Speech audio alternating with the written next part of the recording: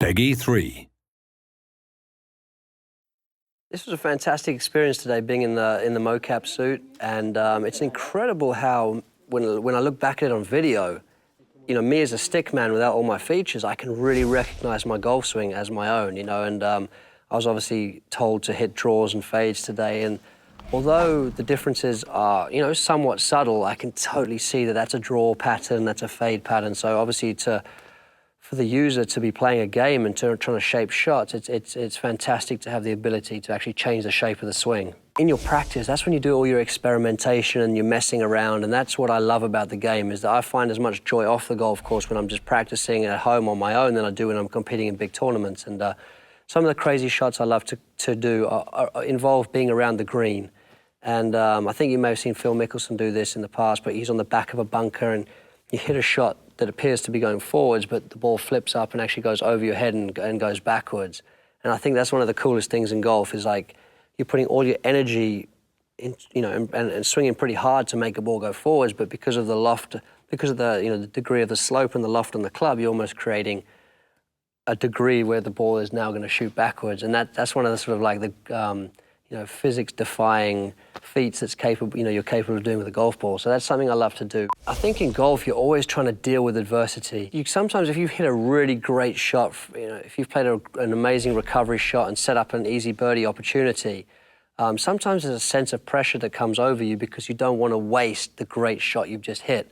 So occasionally when you do miss those putts, there's definitely a sense of frustration because of the great shot you've just played. And I think that's sometimes harder to accept than making a bogey, because I think we all know when you play this game, it's a game of mistakes, basically, and I think you have to accept them when they come along. But when you've hit the miracle shot and when you don't capitalize upon it, that can be frustrating.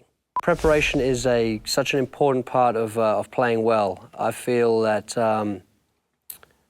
it's important to give yourself enough time. Whenever I feel I get rushed, whenever I add too much to my schedule during a tournament week or prior to a tournament week, things never seem to work out very well. So for me, it's to feel relaxed, it's to feel like everything is running at a good pace. And whenever I get rushed, things don't work out. So for me, time management is the key to my preparation. Standing in front of a huge crowd is something that's very, very hard to do for the first time. I remember at the Walker Cup, 1997, I was playing in New York. I was a young amateur, 17 years of age at the time, and there must have been maybe, I don't know, it felt like thousands and thousands, but the reality was probably 1,000 people around the tee, and that was the most nervous I've ever been. You know, I could hardly get the tee peg in the ground, put the ball on the top, and I hit a horrible cut out of bounds. You know, so it is a very, very difficult thing to do, but it becomes part of the job, and it becomes you get to the point where you actually stop noticing it. And almost the bigger the crowd, the easier it becomes, because it becomes just a wall of color.